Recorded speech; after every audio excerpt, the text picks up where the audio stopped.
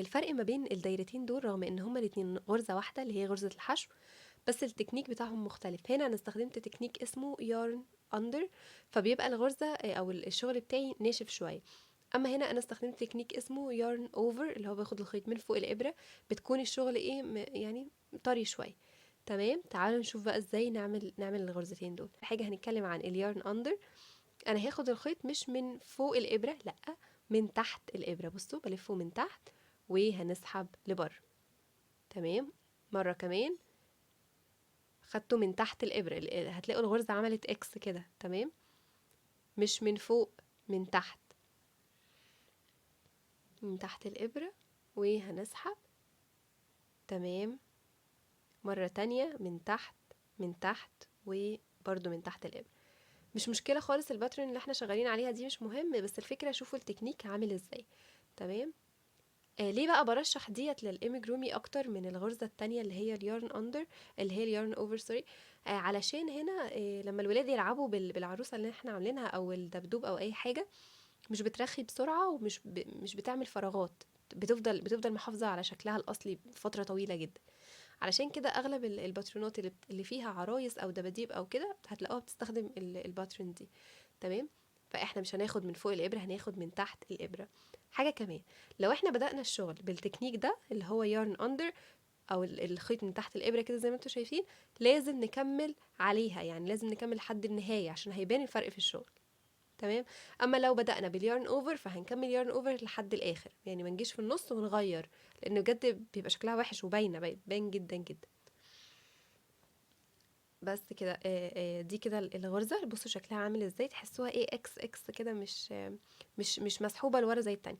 بصوا هنا مسحوبه لورا ازاي، ده التكنيك التاني واسمه يارن اوفر او الخيط فوق الابره. هدخل الابره عادي وهاخدها، بصوا كده من فوق الابره، ده العادي بتاعي، ده اللي انا متعوده عليه. تمام، دي الغرزه العاديه خالص اهو فوق الابره وهنسحب. تمام، مرة كمان من فوق الإبرة وهنسحب، فوق الإبرة وهنسحب. لو انتوا متعودين على التكنيك ده عشان ده العادي اصلا، فهتاخدوا وقت على ما تظبطوا ايديكوا على التكنيك التاني. تمام، فوانتوا شغالين لو اول مرة هتبدأوها او هتجربوها هتعملوا بيها حاجة، لازم ناخد بالنا لان ممكن ننسى ونرجع للحركة العادية بتاعت ايدينا. فلازم نبقى بالذات في اول كام مرة هنشتغل فيهم، لازم نبقى متأكدين ان احنا ماشيين صح وشغالين بتكنيك واحد. كده خلاص. اي بصوا الغرزة مسحوبة لورا ازاي، نايمة لورا، مش زي التانية عاملة اكس. هنكمل برضو زي ما قلنا، مش مهم خالص الباترن هنا عاملة ازاي، المهم الفكرة بتاعت الغرزة نفسها. هنلف الخيط من فوق، فوق الإبرة ونسحب لبره.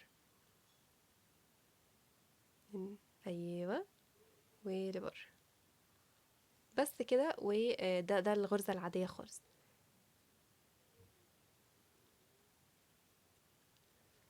كده ده الشكل بتاع التكنيكين. بصوا كده هتلاقوا الفتحة باين فيها ان الشغل مختلف عن الغامقة شوية، صح؟ الغامقة هنا هتلاقوها مسحوبة لورا وناعمة شوية، دي بارزة لفوق شوية. ده الفرق ما بينهم، بتكون هنا بتكون ناشفة شوية، ما فيهاش اي طراوة خالص. دي بتكون طرية سنة. تمام، عشان كده انا بقول ان اليارن اوفر مناسب اكتر للمفارش واللبس والكلام ده كله، واليارن اندر مناسبه للدباديب والعرايس. كابتن امريكا هنا الناس اللي متابعاني على الانستجرام هتكون عارفاه.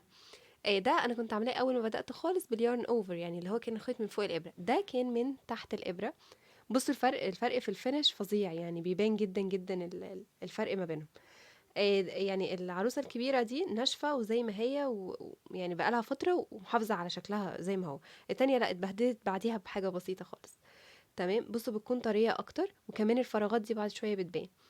التاني طبعا مفيهوش كل المشاكل دي خالص. بس كده.